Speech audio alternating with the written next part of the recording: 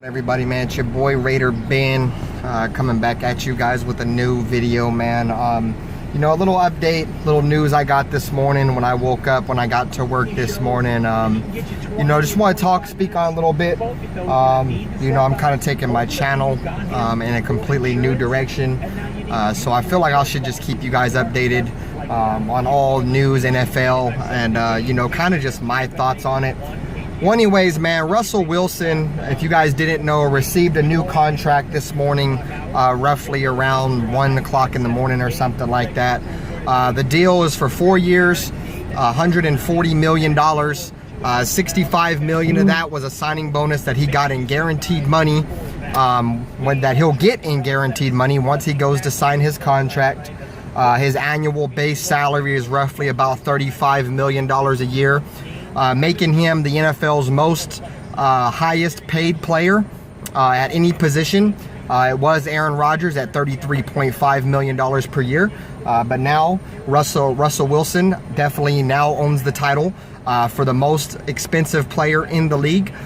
He's still coming off a year where he's still under contract, which he is scheduled to make about $25 million this coming up season, to go along with, you know, his oncoming seasons where he'll average at about $35 million a year in base salary. What does this mean for the Seahawks, and how do I feel about it? I think it's a good move by Seattle. If you go back and you look at Seattle, Russell Wilson was kind of the guy that changed that entire team around. Matt Hasselbeck was an okay quarterback. Matt Flynn, we all know about Matt Flynn. We all know about Charlie Whitehurst, man. We all know about these other quarterbacks, man, that you know, kind of, you know, held the reins in Seattle.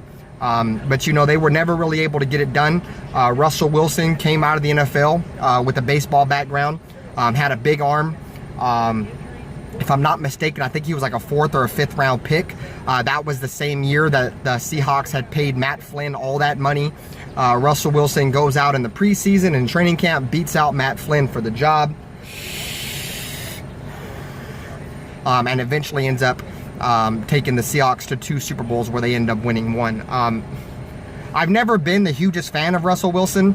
I feel like Russell Wilson has always been you know, a product of a very good defense and a very strong running game. Always in Seattle, they've always been able to run the football, and they've always had a really good defense. You know, a lot of that has changed as of lately, you know, with Earl Thomas now gone, but Brandon Browner leaving, Richard Sherman leaving, Cam Chancellor retiring, KJ Wright getting old, Cliff Averill leaving, Michael Bennett leaving.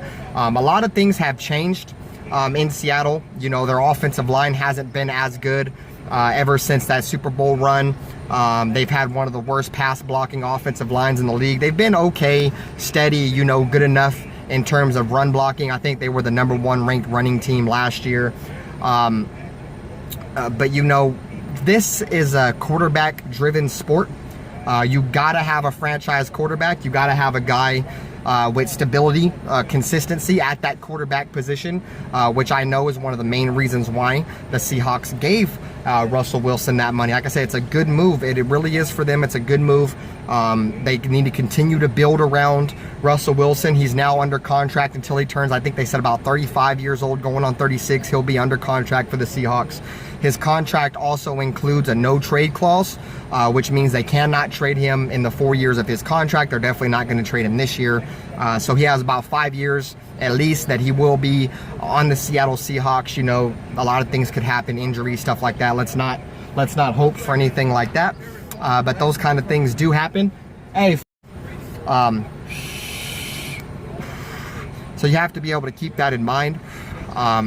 Anything could happen. I feel like this year the Seahawks should be the best team in that division.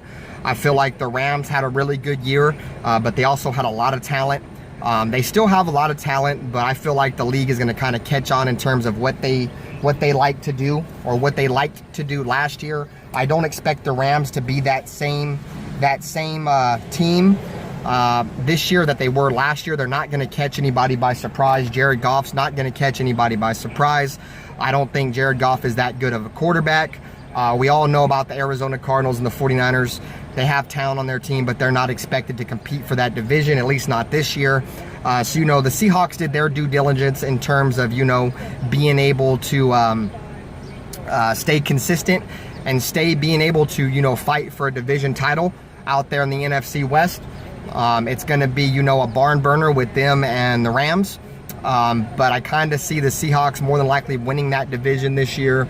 I think, you know, the fact that Russell Wilson was able to get his new contract done, there won't be any distractions in terms of him wanting to hold out or anything like that. You know, all in all, it's a really good move by the Seattle Seahawks. I want to know what you guys feel about it. Make sure you guys type down in the comment section. Let me know how you guys feel about the new Russell Wilson contract.